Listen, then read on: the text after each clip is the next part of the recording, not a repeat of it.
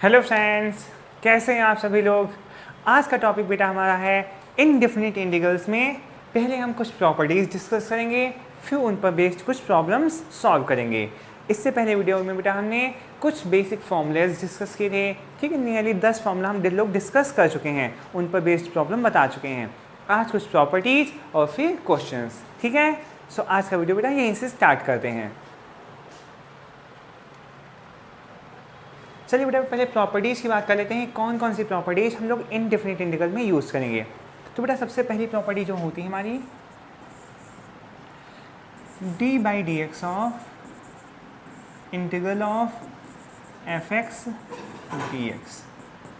बेटा अगर किसी फंक्शन एफ एक्स का हम इंटीग्रेशन निकालें, पहले क्या निकाला हमने, इंटीग्रेशन निकाला, और फर्दर उसका हम डिफरेंशिएट करें तो ये एक दूसरे को नेग्लेक्ट कर देते हैं और आपका आंसर वापस वही फंक्शन एफ एक्स आपको मिल जाता है।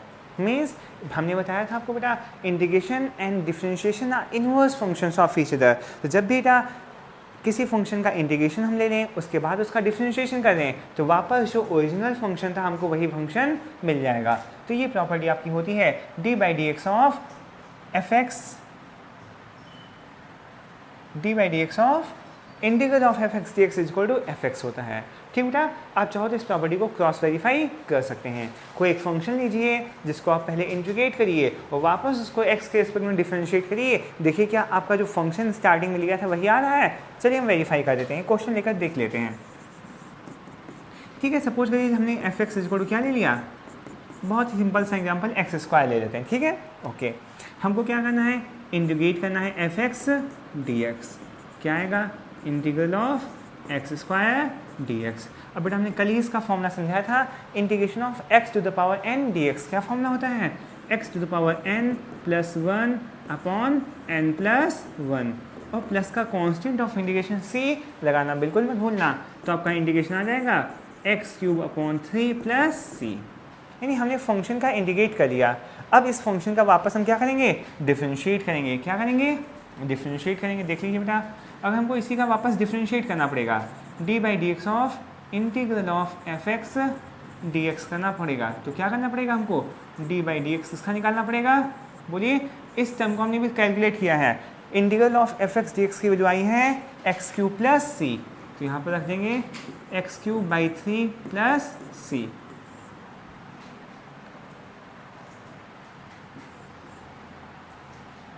तो बेटा आपका आया था एक्स क्यूब अपॉन 3 प्लस सी। अब बेटा डिफरेंशिएट स्टार्ट करते हैं। जैसे D by d x of क्या हो जाएगा बेटा, डिफरेंशिएशन लीनियर ऑपरेटर होता है, ये एक्स क्यूब अपॉन 3 का अलग होगा, प्लस का d by d x of c आपका अलग होगा। ठीक है, ये होता है ना डिफरेंशिएशन, क्या अगर प्लस या माइनस के साथ दो टर्म्स लिखे हैं तो अलग अलग उनके ऑपरेट हो जाता है। 1/3 बेटा आपका कांस्टेंट था, डिफरेंशिएशन से बाहर आता है। इसका डिफरेंशिएशन करना है एक्स पावर 3 का, पावर आगे आती है और पावर से एक कम हो जाता है, ये डिफरेंशिएशन का रूल था। एक्स पावर एन का डिफरेंशिएशन क्या होता था, एन इंटू एक्स की पावर एन माइनस का 1, क्लास 11th में आप लोगों ने सीखा था। प्लस का कांस्टेंट का इंटीग्रेशन कितना हो जाता है 0, ये 3 से 3 कट गया, आपका वापस कितना आ गया एक्स स्क्वायर, और एक्स स्क्वायर ही हमारा क्या था, एफ एक्स था कि नहीं था। तो हमने देखा अगर किसी फंक्शन एफ एक्स का हम पहले इंटीग्रेट करें और वापस उसको डिफरेंशिएट करें तो जो फंक्शन हमारा स्टार्टिंग में होता है वही आंसर मिल जाता है। क्लियर हुई बेटा, ये प्रॉपर्टी क्लियर हुई। तो आपको पहले प्रॉपर्टी याद रखनी पड़ेगी, integration d by d x of integral of f x d x is always equal to f of x. बेटा पहली प्रॉपर्टी हमारी क्लियर हुई, वेरी गुड। नाउ बेटा come to the second property. Property का बेटा नंबर 2 की बात करते हैं। प्रॉपर्टी नंबर 2 में बेटा देखते हैं, इंटीग्रेशन में एक फंक्शन एफ एक्स था और उसके साथ क्या हुआ, किसी कांस्टेंट स्केलर के का मल्टीप्लाई कर दिया गया। तो प्रॉपर्टी आपकी क्या आती है, जो स्केलर होता है वो बेटा बाहर निकल आता है, इंटीग्रल सिर्फ आपका F x into D x का मिल जाता है। फिर आपको पता है यहाँ क्या है, के क्या है आपका कोई कांस्टेंट है। ठीक है ना, ये आपकी सेकेंड प्रॉपर्टी होती है क्या, integral of f x d x k times of f x d x is equal to k times of integral of f x d x. जैसे कि बेटा डिफरेंशिएशन में भी हम देखते थे, कोई कांस्टेंट नंबर अगर वेरिएबल के साथ लिखी होती थी तो वो कांस्टेंट नंबर डिफरेंशियल ऑपरेटर के बाहर आ जाती थी और सिर्फ वेरिएबल आइटम का डिफरेंशिएशन होता था। In the same way integration में भी आपका बिल्कुल ऐसा ही होता है। कोई कांस्टेंट नंबर अगर के किसी x के फंक्शन या कोई भी वेरिएबल हो जिसके साथ लिखी हो तो वो कांस्टेंट नंबर क्या होगी, इंटीग्रल ऑपरेटर के बाहर आ जाएगी। कोई बेटा नई बात तो नहीं है, गुड। थर्ड प्रॉपर्टी बेटा जो हमने देखी थी, integral of f1 of x plus का f2 ऑफ x dx। ठीक है, इस प्रॉपर्टी को थोड़ा सा हमने कल बताया था बेटा कि अगर इंटीग्रल साइन में दो फंक्शंस प्लस या माइनस साइन के साथ लिखे हुए हैं, प्लस या माइनस साइन के साथ लिखे हैं, तो इंटीग्रल भी क्या होगा, डिफरेंशियल ऑपरेटर की तरह लीनियर प्रॉपर्टी होल्ड कर रहा है। मीन्स उन दोनों फंक्शंस को अलग अलग डिफरेंशिएट इंटीग्रेट करेगा। तो क्या आ जाएगा बेटा, integral of f1 of x dx plus का integral of f2 of x dx। बड़ा ध्यान रखना, जो भी क्वेश्चंस होते हैं उसमें इस प्रॉपर्टी का हम कहीं ना कहीं यूज करते रहते हैं इनडायरेक्टली। ठीक है, ओके। जब भी हमको बेटा इंटीग्रल ऑपरेटर के अंदर 2 टर्म्स या 3 टर्म्स लिखे होते हैं ना, तो हम नॉर्मली उनको प्लस या माइनस साइन जो भी साइन होता है उसके साथ में सेपरेट करते चले जाते हैं। इंटीग्रल साइन रहेगा और dx भी सबके साथ रहेगा, ये बेटा मत भूलना। ओके, ये सेकेंड प्रॉपर्टी होती है बेटा। अब बेटा जो लास्ट प्रॉपर्टी होती है वो हम बात करेंगे, integral of k1 times of f1x plus का k2 times of f2x and dot dot. बेटा बहुत सारे फंक्शन भी हो सकते हैं अगर हम सिर्फ 2 फंक्शंस की बात करें। ओके, वैसे बेटा यहाँ फंक्शंस आप जितने लेना चाहें ले सकते हैं। यहाँ भी f1 प्लस f2 ही नहीं, आप fnx प्लस f2x प्लस का f3x प्लस का डॉट डॉट डॉट fnx तक टर्म्स ले सकते थे। जितने भी टर्म्स होंगे इंटीग्रल ऑपरेटर सभी के साथ सेपरेटली अलग अलग ऑपरेट होगा, उसमें कोई प्रॉब्लम नहीं है। इन द सेम वे अगर हम सेकेंड और थर्ड प्रॉपर्टी को आपस में मर्ज करके पढ़ें कि फंक्शंस 2 फंक्शंस पहली बात तो प्लस साइन के साथ लिखे थे और साथ में उनमें स्केलर का मल्टीप्लाई भी था, तो इसका बेटा फॉर्मूला आपका आएगा k1 स्केलर आपका बाहर आ गया, integral of f1x dx plus का सेकेंड इंटीग्रल से k2 आपका कांस्टेंट बाहर आ गया, इंटीग्रल आपका आ जाएगा f2 ऑफ x dx। ये वही प्रॉपर्टी है बेटा जो हमने सेकेंड और थर्ड में कंबाइनली पढ़ी थी। ठीक है, सेकेंड और थर्ड प्रॉपर्टी को आपस में कंबाइन कर देते हैं तो हमारी ये प्रॉपर्टी हमको मिल जाती है। कुछ बेटा खास प्रॉपर्टी इसमें नहीं है। ओके, तो बेटा ये सारी बातें आपको क्लियर हुई, बहुत अच्छी बात है। अब बेटा इन पर बेस्ड कुछ प्रॉब्लम्स डिस्कस करेंगे आज हम लोग। चलिए बेटा देखते हैं, पहली प्रॉब्लम हमारी क्या है। ओके, पहला क्वेश्चन बेटा बहुत ही अच्छा क्वेश्चन है, integral of square root of x minus का 1 upon x square to the whole of square dx। ठीक है, इस फंक्शन का हमको इंटीग्रेशन निकालना है। पहले तो देखिए यहाँ a माइनस का b to the whole of square एक फॉर्मूला बन रहा है, a माइनस बी को होल ऑफ स्क्वायर। तो बेटा a माइनस बी का होल स्क्वायर आपको अप्लाई करना आता है ना, a square plus b square minus का 2ab। सबसे पहले तो बेटा ये ब्रैकेट में होल स्क्वायर ओपन कर लीजिए। ठीक है, ओपन करिए, क्या आ जाएगा बेटा, a स्क्वायर आएगा मतलब रूट एक्स का होल स्क्वायर प्लस का जो भी 1 अपॉन एक्स स्क्वायर था सेकेंड टर्म इसका भी स्क्वायर माइनस का 2ab आएगा, 2 into root x into 1 upon x square. ये बेटा आपका थर्ड टर्म आ गया ना 2ab, और इस होल के साथ में भी आपका क्या रहेगा, dx लिखा रहेगा। dx बेटा अगर नहीं लिखा होगा तो आप इंटीग्रेट नहीं कर पाएंगे। चलिए बेटा देखते हैं, रूट ऑफ x का होल स्क्वायर, ये कितना बचेगा बेटा आपका x बचेगा, ये कितना आ जाएगा 1 अपॉन एक्स स्क्वायर का होल स्क्वायर आपका आ जाएगा 1 upon x to the power 4 आ जाएगी, माइनस का 2 टाइम्स ऑफ, यहाँ बेटा पावर्स खुद ही अरेंज करिए।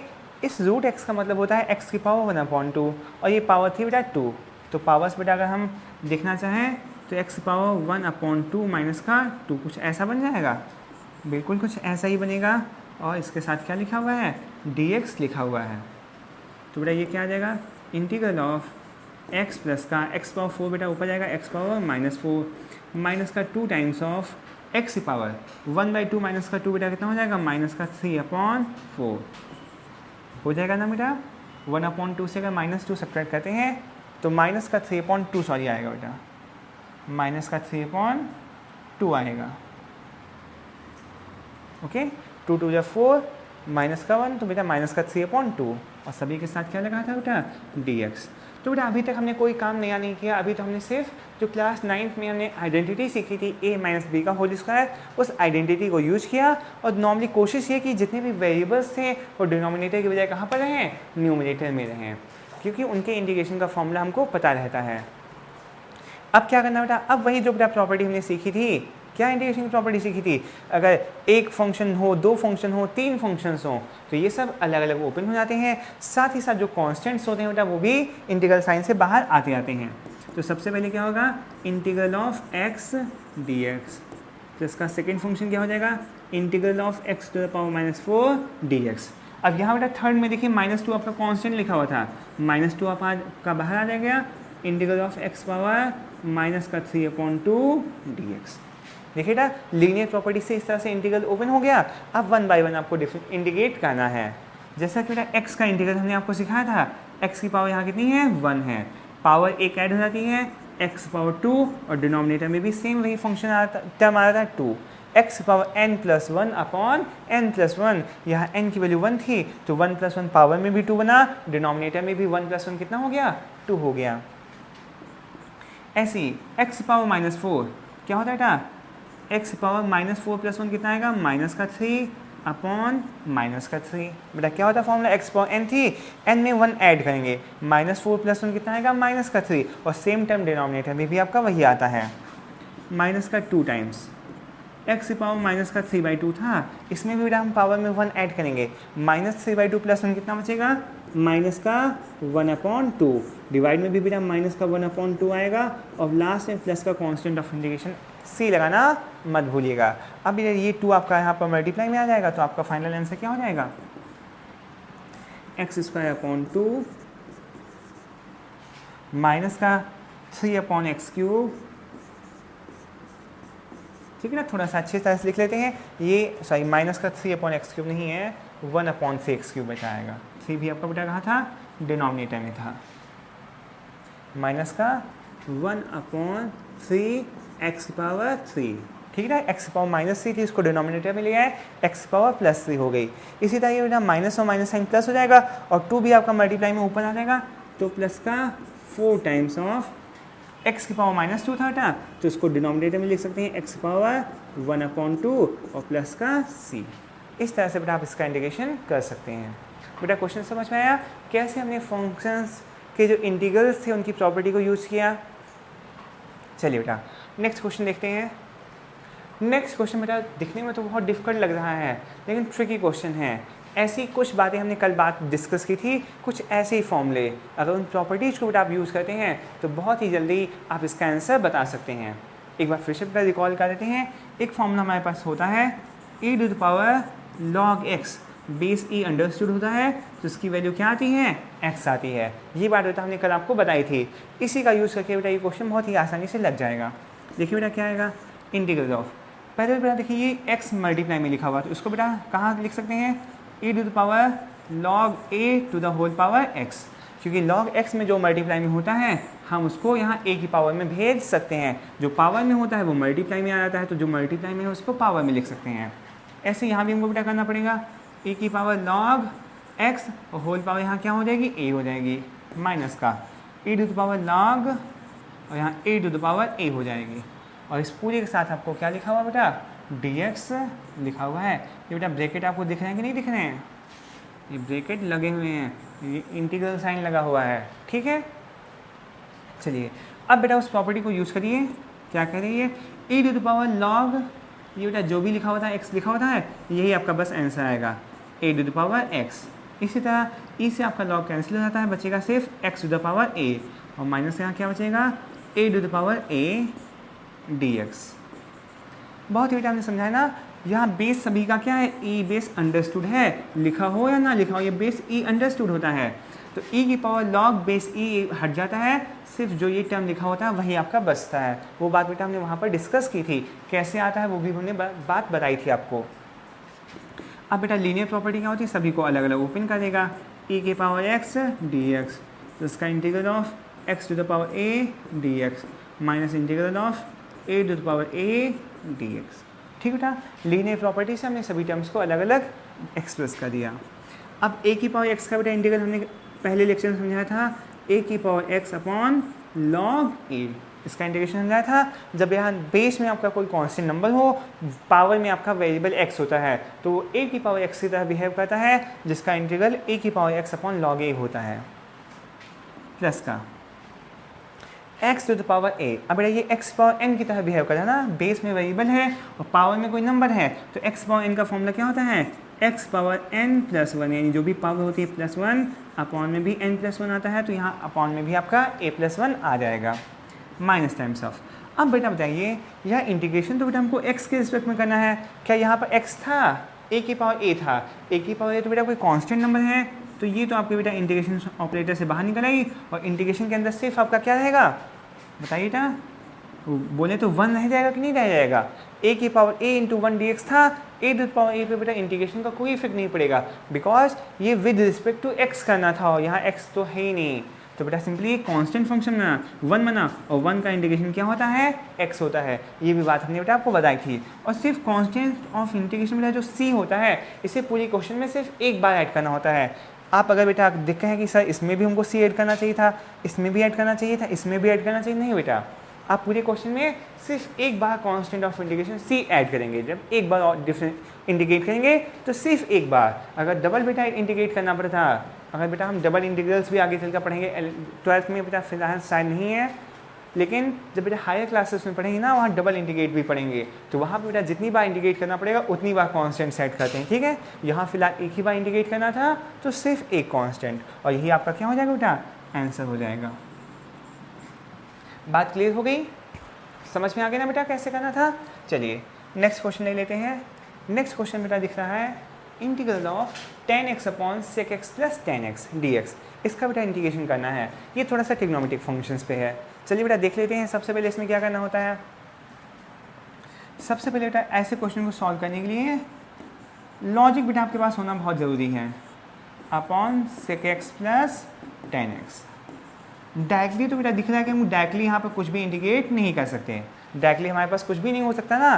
तो ऐसे क्वेश्चन को सिंप्लीफाई करने के लिए इसमें डिनोमिनेटर के अपोजिट साइन से sec x माइनस का tan x से क्या मल्टीप्लाई करते हैं डिनोमिनेटर में और न्यूमरेटर में भी, sec x माइनस का tan x और dx आपका बेटा लिखा था।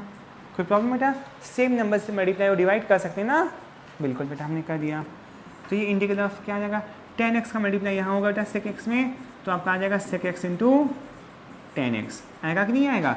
tan x का बेटा यहाँ मल्टीप्लाई करेंगे, tan x का माइनस tan x में होगा, तो माइनस का आपका आएगा tan स्क्वायर x डिवाइड में बेटा। देखिए बेटा a plus b a minus b क्या आइडेंटिटी होती है, a स्क्वायर माइनस का b स्क्वायर, तो a स्क्वायर मतलब कि sec square x minus b square क्या होता है tan स्क्वायर x, इंटू में आपका बेटा dx लिखा हुआ है।